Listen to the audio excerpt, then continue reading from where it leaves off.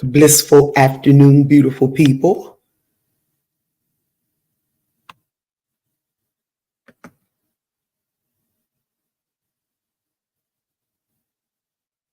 All right. Blissful afternoon, beautiful people. This is Natural of, of No Kukai Tribe. I'm sorry. This is live. I'm in the business. The business is No Kukai Tribe. The YouTube channel, see, this is live, so you got to get it together. The YouTube channel is Natural's Tribe. My humble apologies. I'm excited. We have a special guest today. And first of all, I would love to welcome all on the lovely island of Grenada. I would say blissful afternoon. It's 6 o'clock. The sun is going down. While I'm here in America, I will simply say good evening. And I just want to say greetings. I see Afro Grenadan Ambassador is here. I am truly honored. He's actually one of the YouTube content creators that I absolutely admire. And that's not many. So welcome. Thank you for being here.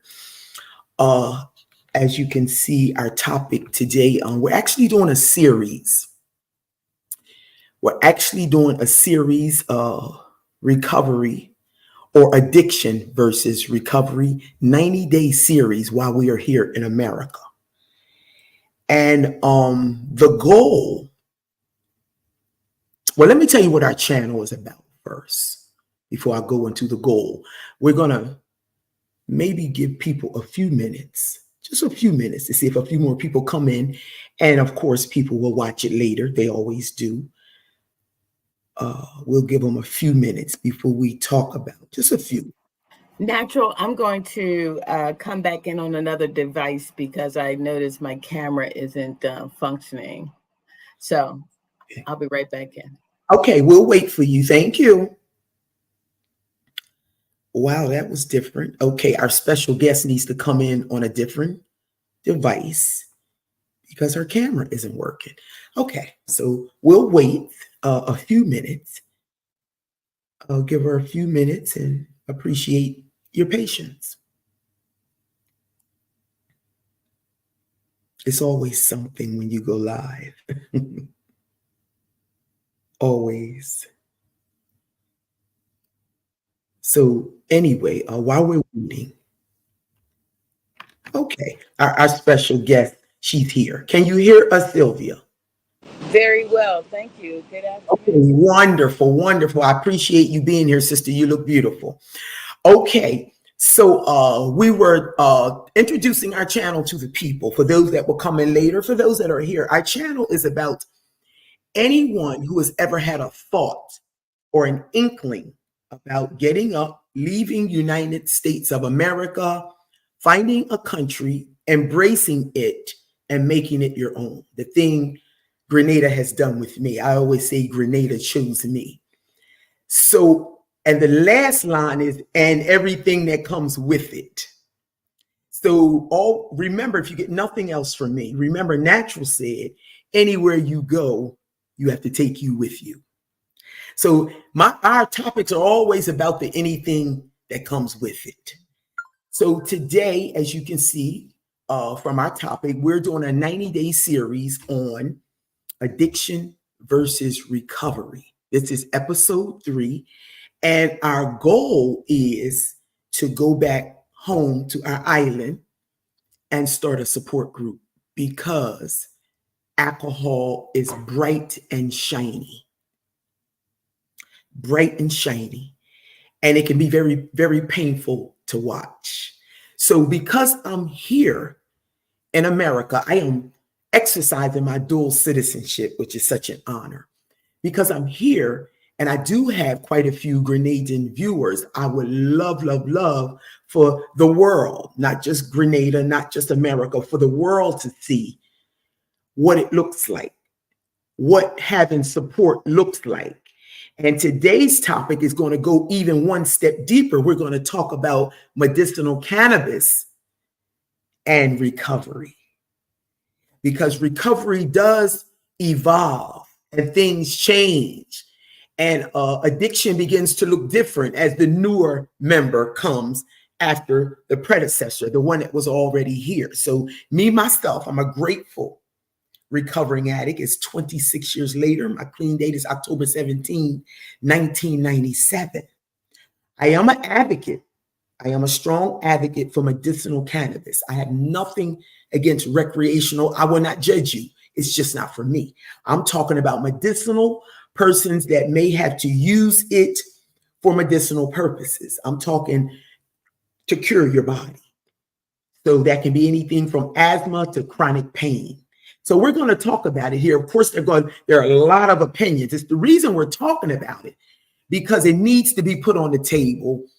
Everybody's whispering. Nobody knows what to do. And because cannabis is actually a substance that we abused in the past, just as well as alcohol, cocaine, or whatever we did, we abused in the past. We got to be very, very careful. And in all cases, as far as my opinion goes, we can't afford to be wrong.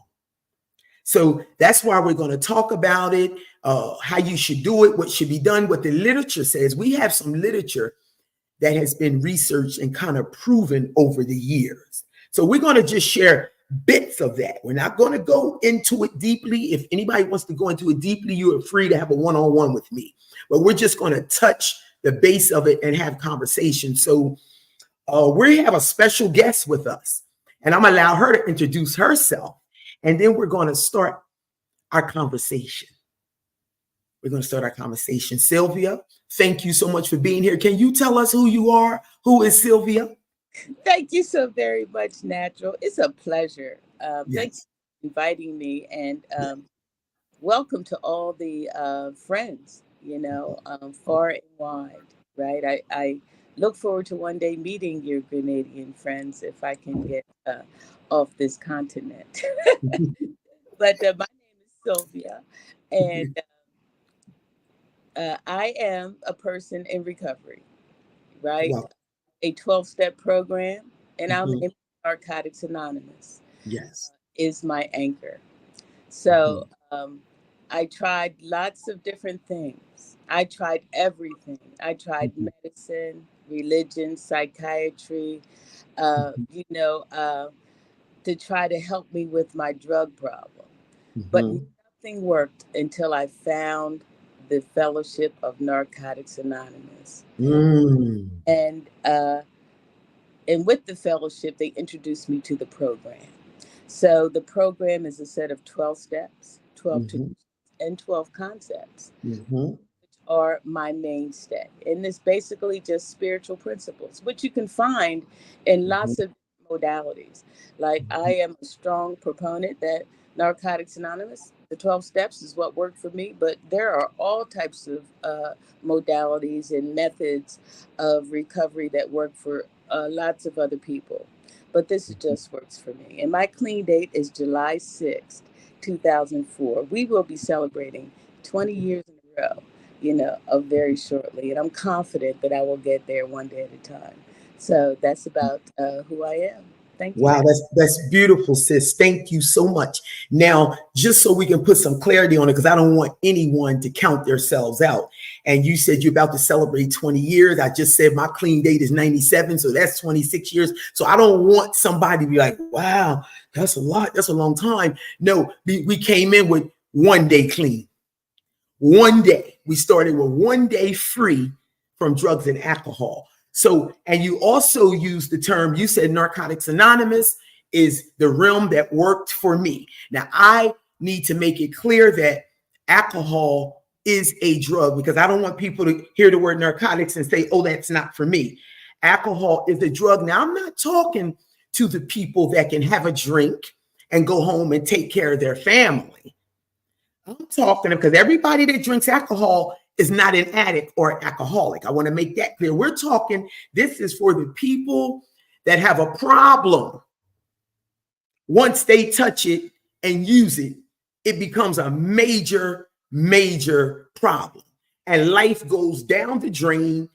Your job goes down the drain. You end up living with your mother or in her backyard for the rest of your life, or you sleep on the street, or you find yourself all day long using and drinking, or people can't tolerate your behavior anymore, or a personality change is what you really need. We're talking to them people. If you're able to identify with any of it, it may not be you. It may be the lady next door. It may be your auntie that lives down the street. It may be Uncle John that every time he come to a cookout and he have a drink, a rum, it's all over. It may be, or just maybe you. Like for me, I didn't have to look all around them people. It was me, and I had to somehow tell myself the truth. So this is why we're having these conversations, and I want to try to cover. We got 30 days to have these topics and conversations. So Sylvia, I'm going to ask you one question, because you just talked about all your support. You said Narcotics Anonymous. You said a 12-step program. That's all support.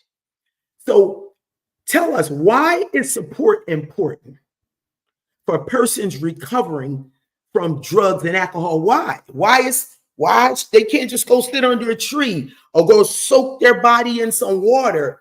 Why is support important? That is a very good question, Natural. Yes. Thank you for making those distinctions, because I am in a fellowship. We have a common language, and we tend to, because I know you from, when you were with us here in the States, I tend to speak to the people in the language that we speak, but everyone doesn't understand that language, right? No, we don't. As you say, and I'll have to share this, it's not the substance, it's not the marijuana, it's not the alcohol, it's not whatever drug it is. It's not the drug that's the problem. It's how we respond to the drug, right? Yes. Because a lot of people can drink and drink socially. I have children, they are social drinkers, and they can do it, but I know I can't. And why do I know I can't? Because I've tried. I tried for years successfully, but once I start, I can't stop. That's it. That's about it in a nutshell, and that's with anything. Once I start, I just can't stop, and what that's what creates the problem. It becomes all consuming. I lose the ability to live life as normal people do. I am no longer able to go to work and be a productive employee. I am no longer able to show up for my children and my family and be present. Now, when not just physically there, but bring all of my assets like to the table. Like I'm not fully Sylvia, right? And allow people to really be a benefit of the gifts that God's given me. You know what I mean? Yes. So, that's the distinction. And I'm sorry, I'm aging in recovery too, and I lost the question. What was the question? We were saying, why is it important? Why is support? You actually did a good job. Why is support important for persons recovering from drugs and alcohol? Why do people need a support group or support people? You pretty much answered it. You can't see yourself coming. We pretty much cannot do this alone. So I live on a small, little, beautiful island, 38 square miles. And there's no support. Now we have a little mental health facility that is not equipped for addiction. And I'm saying that because I know this. You don't get 26 years free from this thing, have sponsored many women, lived around the world, make meetings regularly. I made one today in America. When I come back to America, I still go to meetings, Narcotics Anonymous meetings, and I still raise my hand and say, my name is Natural, and I'm a grateful recovering addict. Because there is somebody going to become, somebody said to me, why do you got to still make meetings? It's 26 years later. They ask me this all the time. And I said, because somebody's coming after me. Somebody's coming after me who's going to feel just like I felt when I came in with that one day clean that we just talked about. All lifeless, lost, don't believe, trying to figure out where God is. Why would God allow all this to happen? Somebody's coming after me. So I have to show up. every opportunity I get. Now, I live on this beautiful little small island with no support. Could you do that? We got about 110,000 population. Is that something you could do? Do you think? I just want your honest opinion. Oh, you're asking me personally. I Yes. believe I believe I very well could, because physically you live on island, but me, Sylvia, and this is just my experience. I can live on an island in the continent of the United States of America all by myself. Yes. Absolutely. I have developed relationships. Let me tell you that. I have developed relationships with people who understand my problem and also have lived this solution. And why do we still come, and you said it so eloquently, right? We all just have one day. Like, this is like the 20 years is just a cumulation of days, right? Yes. Yes. This day, and days add up to weeks, and the weeks add up to months, and then months add up to years, and but you got to be physically really connected to the day, right? So we're the only people that's a big deal, right? But it's really about just being present in the day. And so I am not a person like this. Recovery process for me is very personal. Each of us find it for what we need for ourselves. Nobody's recovery looks alike, right? So the things I do, someone else may not be able to do those very things. I don't talk to, we have sponsors here, right? Which are our mentors, to the human term, right? So I don't talk to my mentor every day. Maybe not even every week, but I touch base with my mentor when I know I need to, right? I know I could live on the island, right? Because at the end of the day, I have to live my life for myself. I can't live my life based on what other people's idea of my life should look like, right? This thing is so individual and so personal, right? You got to make it your own. Yeah. So You got to make it your own. Thank you for sharing that, Sister Sylvia. I'm jotting things down because we are aging in recovery and I can't remember everything anymore. But look, now you're talking about personal recovery depends on NA Unity. For y'all, for the people listening that have no idea what Narcotics Anonymous is or never ever been there, it's a place you can go. It's one way. Because like Sylvia said in the beginning, and I totally agree with her, and we're going to talk about those many ways to get clean and stay clean and free from drugs and alcohol. This is just one way that works for us. And you talking about personal recovery, depending on NA Unity. I had that conversation today. Everybody's recovery will not look the same. So because I had asked this question to other alcoholics and recovering addicts, I don't normally separate alcoholics and recovering addicts, but I'm going to tell you why I'm doing it. And I'm doing it because the goal after these 90-day series, the goal is to go back to the island and literally start a support group. And because alcohol is so shiny and bright, alcohol on my island in Grenada reminds me of crack in America. It robs you of everything. Either you walking around and all your teeth is gone and you haven't realized it, or you sitting all day long in one space and you haven't eaten, or you laying on the street. And I can see the same things here in America. I know what active addiction is. Now, I do see crack being smoked. I can tell when somebody's smoking it because I used to smoke it. I'm just 26 years free from all of that. And I understand both sides of recovery and addiction, but I know it when I see it is what I'm saying. I can see it walking down the street.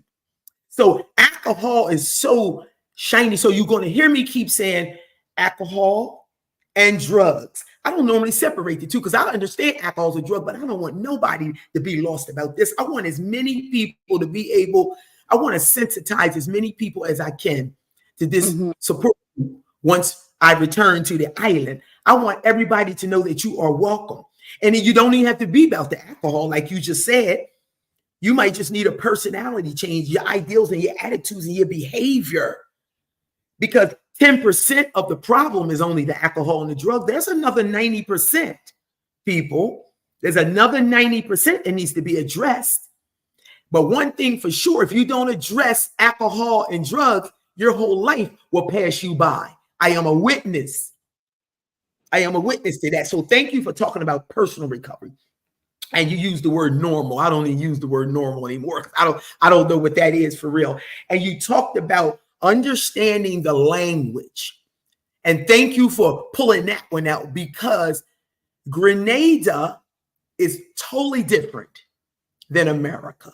I wouldn't dare try to compare the two. It's small, it's intimate, it's private compared to America. Nobody really wants to admit that they have a problem when almost every other,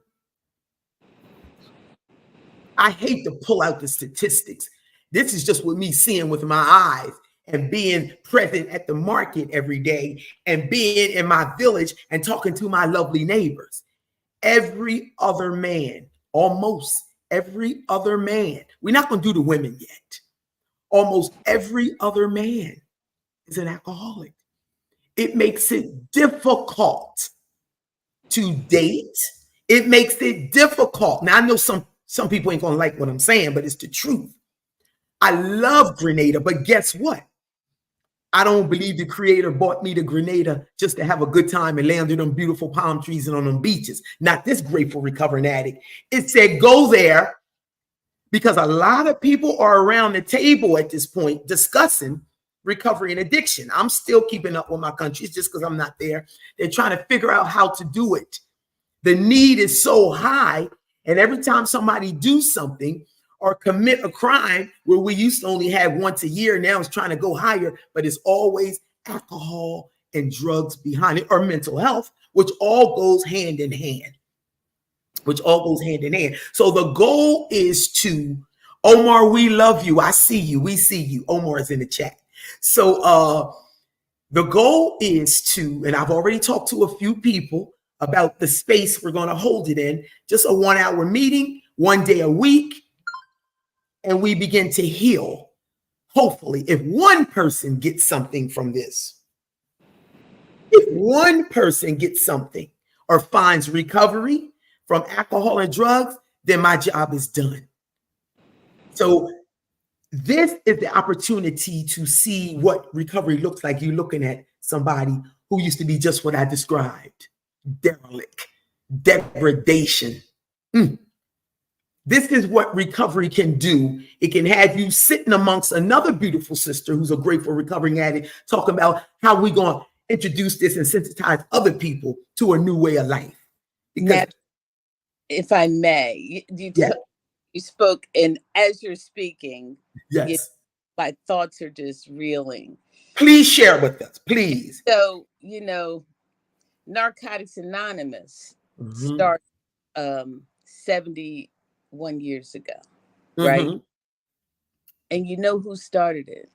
It was from the benevolence of some people in Alcoholics Anonymous, because they wait a minute. Let's make that clear. There would be no Narcotics Anonymous if it wasn't for Alcoholics Anonymous. Yes. AA started it all, people. So hello, alcohol lovers. Keep going, Sylvia. And there's etymology that precedes AA as well. And that goes into the history, but that's not what we're speaking of right now. That's not what we're speaking of. And thank you. Go ahead. So my point is with you, because it's the greatest aspiration of the human heart to help somebody, right? Absolutely. Learned, our life is one of service, because there was a benevolent force that allowed us to survive that life that we used to live. It's only by that grace that we're here. It's not because we're special. It's not because we did a certain thing a certain way. No, it was grace that Natural shows us when she's got her feet up at the beach. That grace right there, right? So we have evolved to a place now that when we started, it was just about not using. Just about not using. Hands down, we weren't really interested in doing a whole bunch of other stuff that we do today. Like, we have matured in recovery, but the bottom line is, how can we just not use, right? I wasn't interested in recovering when I first got here. I was interested in, how can I just not use, because my life is not what I had pictured my life to be. I am not the person that I had aspired to be. This is not me. This thing has changed me into a I was living on an animal level. Good God. Listen. And so I just did. And so when the people in AA saw that we were trying to get help in that program, and they said, listen, you guys need your own thing. Yes. You're not able to make it here because of how our program is constructed, right? So we adapted all those principles that they used, and we tailor them to us.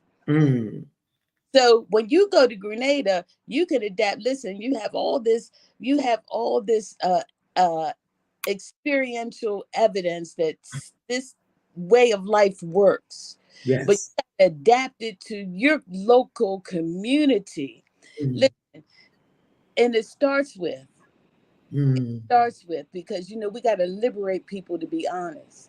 Because in an environment where it's not cool to tell the truth. Everybody, the truth is obvious. Like, you said 1 out of 2, are incapable of living without alcohol, and so 1 out of 2. So, but is anybody, like, they want to normalize it because they don't know the way out. They don't know the way out. Thank you. Thank you so much. They don't know the way out. And the disease of addiction, the dis-ease of addiction is what it's called, or we can call it alcoholism. That can be your choice. It's all a sickness. It's a sickness that will take you under and ruin your entire life. You will never get to see the beautiful side of who you are. You just won't. Sylvia, I want to thank you so much for that segment. If anybody in the chat has a question, please, you can click on the link, which is at the top. I think I put the link at the top. I did. The link is right here.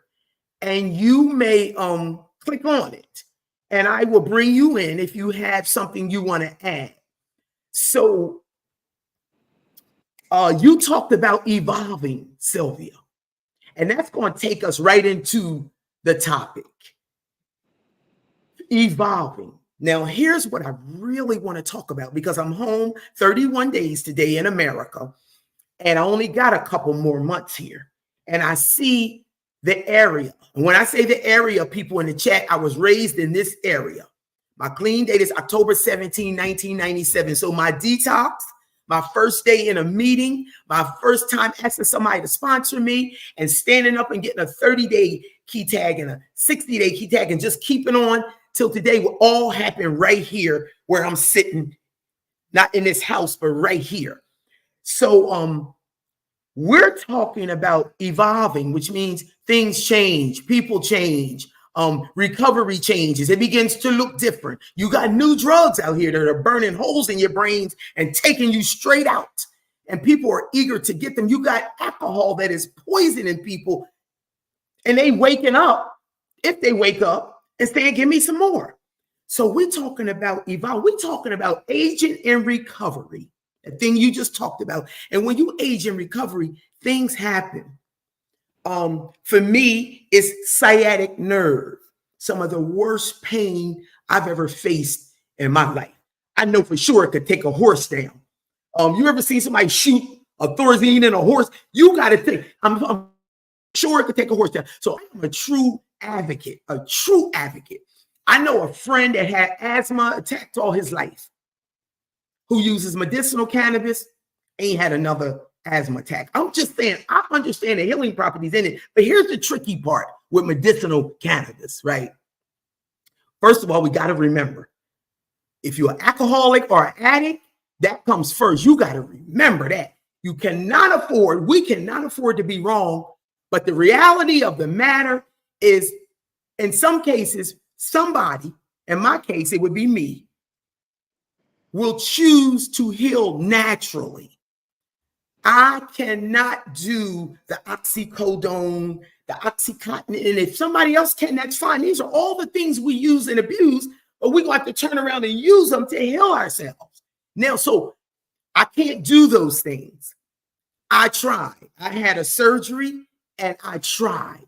And I had a knee replacement and I tried. I literally did a total knee replacement with no medications because I was afraid to make that decision. I said, no. And I could not take the Oxycontin and the Dones and even the Tylenol with codeine. That's simply over the counter. Just had to, no, it's not over the counter. They still have to write your script. I couldn't do it. So somewhere along the line, and I'm hearing the cry out in our area, I am witnessing the cry out, and then I see a whole heap of people. I just ain't gonna talk about it. I just ain't gonna talk about it in there. But see, listen, now I don't know. We talking about personal recovery, the importance of support. When I first got clean, they said anything that affects your recovery, you better share about it. They said share or die. To me, that meant if you don't share what's bothering you, how you going to recover from it? And then we have sponsors.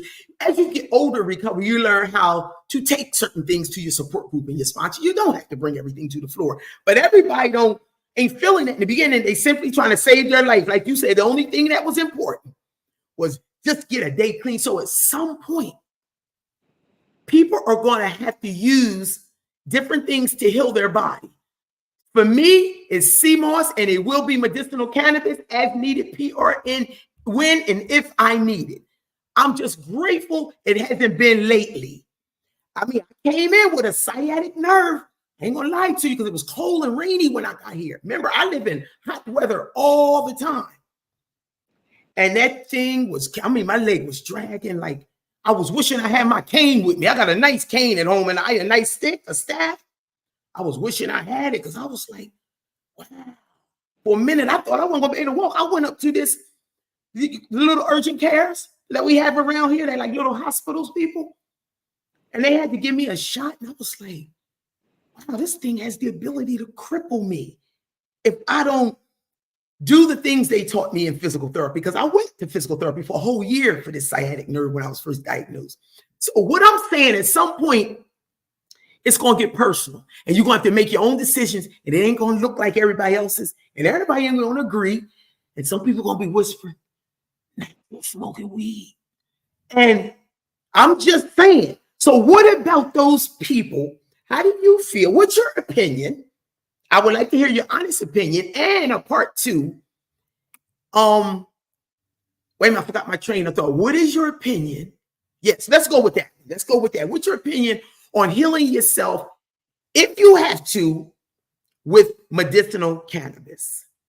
Okay, so let me just say this first. That's not my personal experience. So only going to be my experience, my opinion. Yes. Your right? opinion. Okay. And identification with other people's experiences is the basic tenet of our program, right? So we got to be okay with being honest. Yes. Now, but the thing about it is, the thing about it is, many people are not honest. Many people are afraid to be judged, right?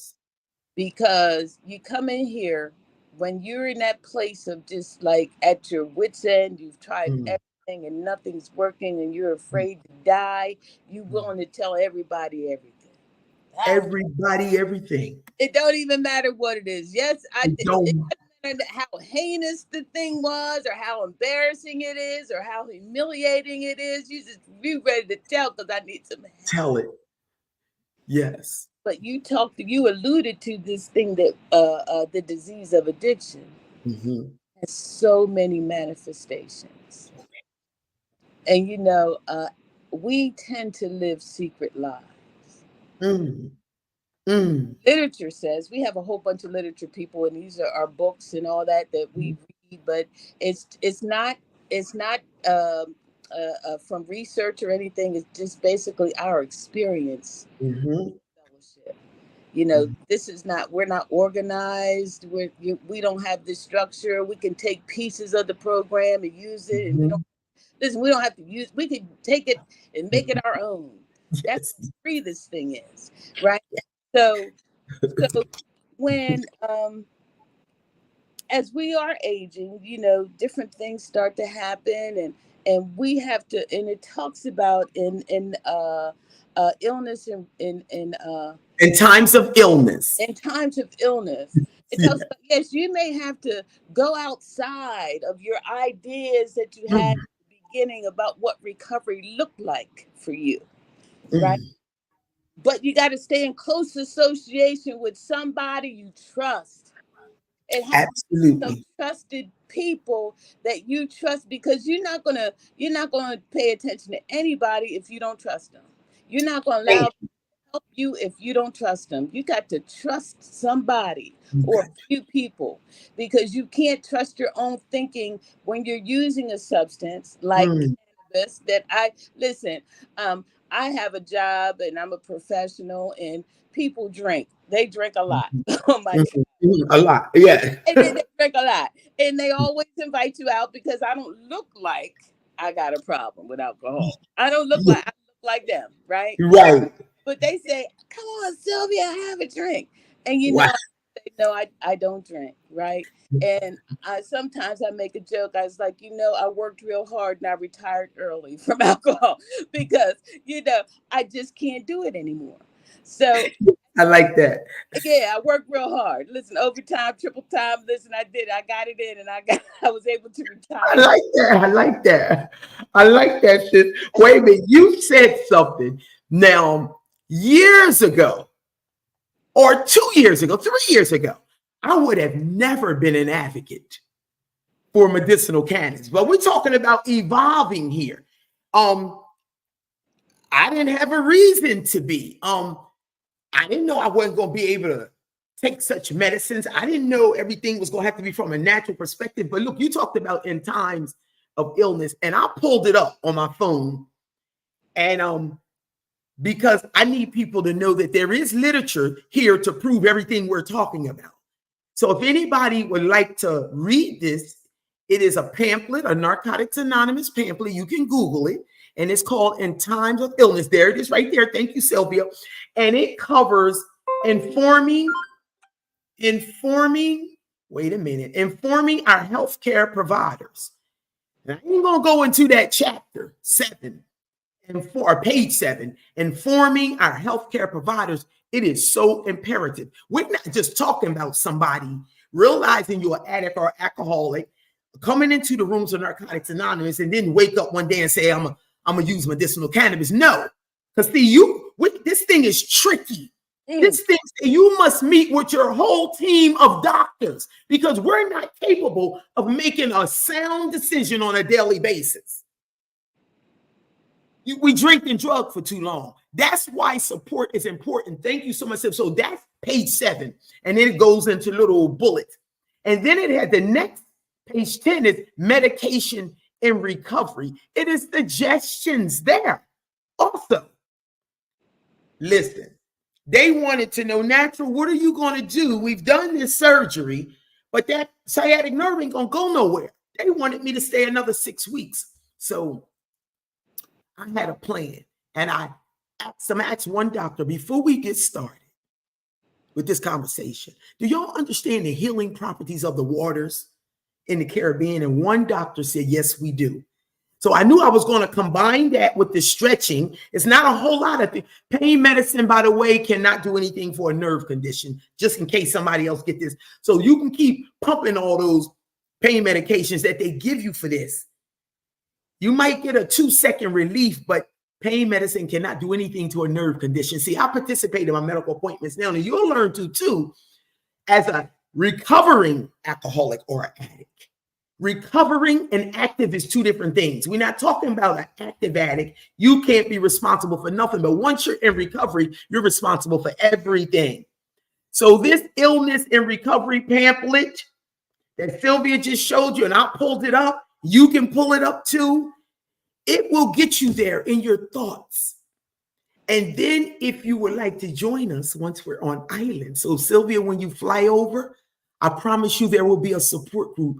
I just don't believe that the creator made this recovering addict all free and exciting about living on the island to take this beautiful gift. One thing I know about a gift, this is a gift. 26 years clean is a gift.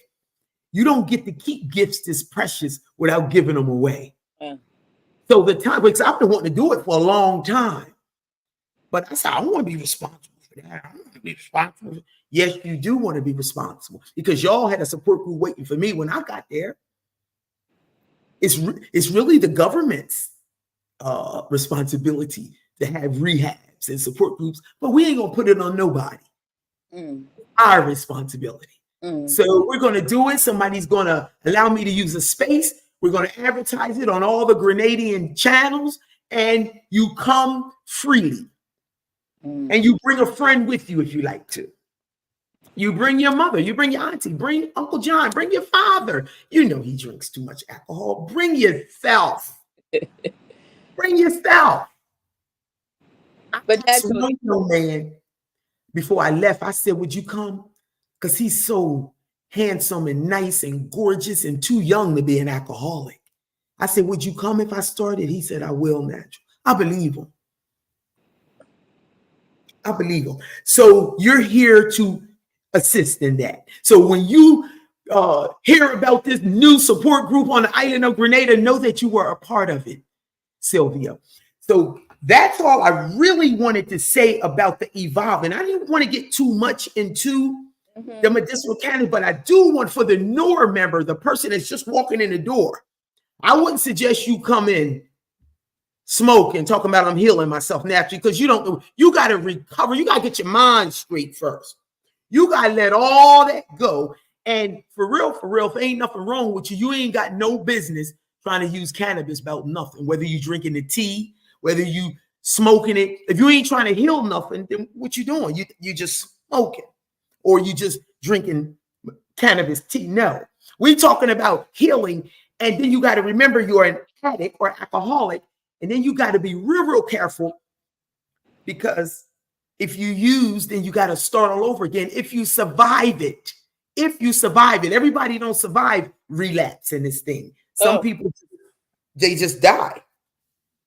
They die. I know we all know somebody. I know a lot of people drop dead every day in Grenada. A lot of our brothers don't wake up because they were straight cold alcoholics.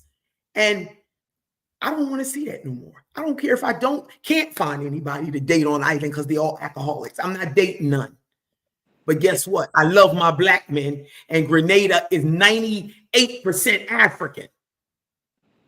So if I can help in any kind of way or assist in any kind, I ain't trying to save everybody, trying to save nobody. But if one person comes through that door and can grasp this thing, then guess what? My job is done. But I do want to share this, and you spoke to it in terms of the medical cannabis, right? Yes. This is not a decision that you enter into lightly. Absolutely not. In our experience, we know that our program is not a catch-all, right? We have to go outside of the program to get specialized help, right? Absolutely. We specifically say that if we have a medical problem, we take it to a doctor. If we have a legal problem, we take it to a lawyer. That's what it says. Professionals here, even though some of us are professionals, but even those of us who are professionals don't act in our professional capacity when we're in it, right? Because we all suffer from the same disease that is premised on self-deception. Right? So if you are now, and Natural asked my opinion earlier. I am not a strong proponent for Western medication. I just believe in changing my chemical composition with these drugs, but I do lean toward Eastern medication. Yes. Which is more herbal or acupuncture. Yes. things like that. Before I Mhm. go now, Western medication is my last resort. I had Yeah. a nerve issue that, knocked me. I was incapacitated. I would Was it gabapentin? but listen, I didn't even take it because it didn't work. The nurse said, the nerve kind of laughed at the drugs. I was like, wait a minute. And even with my doctor, Oh, ultimately the choice is mine. Because my doctor is another human being. He's a professional. He's not as invested in my life as I am. absolutely. So he's going to treat me just like a patient. They Yeah. might act like they care, but ultimately I have to contemplate the decision and take it to God, take it to my network, my sponsor, right, and really think about it and be very thoughtful before I make a decision. And here's another gift that I've gotten in this thing. Just because I make the decision today doesn't mean I can't make another decision tomorrow. I'm Mm. old, in a decision, right? So I was so incapacitated that I went and got some shots in both my rotator cuffs because I have calcium deposits, right? And it knocked Mm. so much pain. It was incredible, right? Wow. But I needed an immediate solution because I couldn't Mm. live like that, right? Mm. Moving forward, I do these stretching exercises because there's a Mhm. nerve that's pinched in my vertebrae. So I got Mm. I got to stretch it out every once in a while. Now, eventually, Mm. the vertebrae collapses back on itself again, and Mm. the nerve activates again. So then I got to do the stretches again. And the thing about natural solutions, they don't happen overnight. You have to be very intentional Yes, you do. and vigilant about sustaining a regimen that's healthy and it's going to work for you, right? Mm. So that's just my opinion, Thank you. and I Thank don't have you. real experience on that yet, but But thank you so much. That was important because stretching is the only reason I'm sitting here talking to you, sitting straight up today. It's these two moves I remember from physical therapy. One, my leg has to go way up and stretch. Beautiful. And I've joined a yoga class, which I'm going to this Thursday with a beautiful sister because it requires stretching. It's the only thing that really works for sciatic nerve, but the doctor won't tell you. He's going right. to write you. In America, the only thing they're giving you is gabapentin, and gabapentin going to have you like this. And they're going to demand that you take it 3 days a week. The lady told me, if you don't take it 3 days a week, then it ain't going to work. The lady, have you ever tried to take gabapentin 3 Yeah, times? I couldn't even yeah, do it 1 time a day. I was like, yeah. oh, hell no. Listen, I'm saying participate in your medical appointments. Thank you, because that's what you participate in them, whether you're in recovery or not. But surely if you're in recovery, because a doctor signs an oath to write you prescriptions, period. He And ain't gonna have no have CMOS conversations with you, no no, stretching conversations with you, no none of that. So, but you said something, and then I'm gonna be done. We're gonna be done because it's 10 minutes. yeah, You said that the program that we came through suggests that you leave medical up to the professionals, you leave lawyer stuff up to the lawyers. So even when you decide to do those things, and if you're like us, we already know keeping a secret ain't healthy for an addict or alcoholic. So we come, if you're healthy enough, you come and you share. I'm a true advocate for, they're going to be looking at you and they're going to judge you too, by the way. So I'm just letting you know that this is not for the weak at heart. You just got to remember what ran you up in the rooms in the first place, and you got to make a decision. You got to get your big people panties on. I want to say, don't all that little baby feeling stuff, because everybody's gonna have an opinion. I appreciate you, Sylvia, saying I don't have no personal experience, but this is my opinion, and everybody has one. But you got to be tough enough to come and sit in those rooms and share your truth and heal. Period. And that's the only reason I wanted to have the topic, because they are some people, when you share it, and I suggest you share it with somebody. If you can't do group level, I suggest you do, and I suggest you meet with a whole team of medical professionals before you make a decision. Do not try to make a decision on your own like that. And it should not happen overnight. Thank you, Sylvia.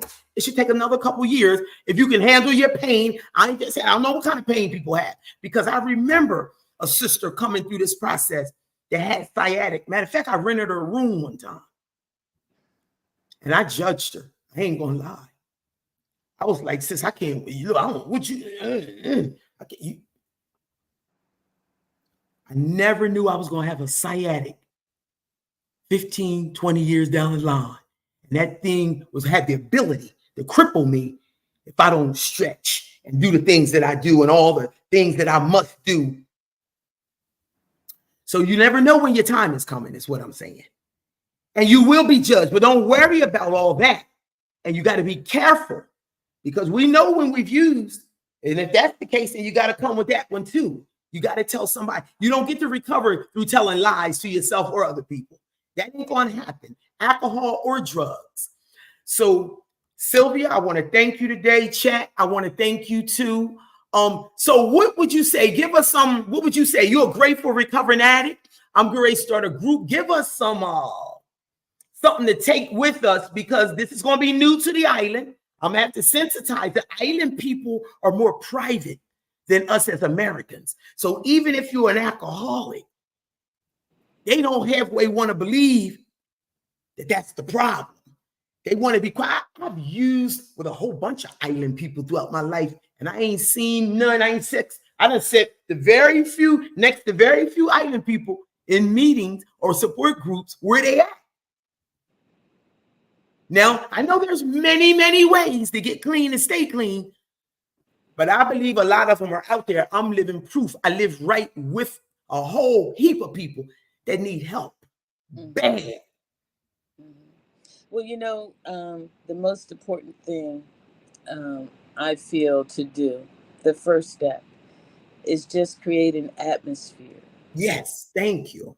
The first day, we don't need to talk about nothing. We just going, hey, what's your name? Yeah, how you doing? We don't have to, but because we have to take baby steps, especially. That's it. Yes. Because in our literature, it says anything not completely familiar feels alien and dangerous. So we got to be mindful just to set the atmosphere to one that's safe, like they can feel safe here. Whether or not you have some, you guys sit around and drink sea malls, whatever it is, you know what I mean? Yes, yes. And then we start to how's your day? What's happening? Just basically what I'm saying. Just take baby steps and just have the forum. Just present the forum and have the forum kind of develop itself, because it will do its own life. The forum itself will give you direction, right? So that would be the one thing that I would say, just make the atmosphere a welcoming one, and one where people feel safe, because it takes time for people to get honest. I know it took for me, it almost took me losing my life. So yes. I know it's not going to be something that, oh yeah, well, they have a meeting over there, I can go talk about my problem. That's not going to happen, especially not something that they're conditioned, because disease of addiction conditions us. Wow. We become conditioned mentally, emotionally, and spiritually. Everybody's conditioned over to the left. Oh my God. Imagine that. It's a slow walk to the middle. Wow. Thank you, sister. Thank you. So we will keep it simple. We will keep it simple. And that's the goal. So that's my mission. So y'all know what I'm on my way back to my lovely island to do. I can't thank you enough. We're going to ask other people that watch it later, or if you're in the chat already, you haven't subscribed to our channel, please hit the subscribe button. We appreciate you. Sylvia, until we meet again, love and respect, sister. I look forward to our time in America. Absolutely. Thank you, guys. Love you all. We'll chat next time. Bye-bye.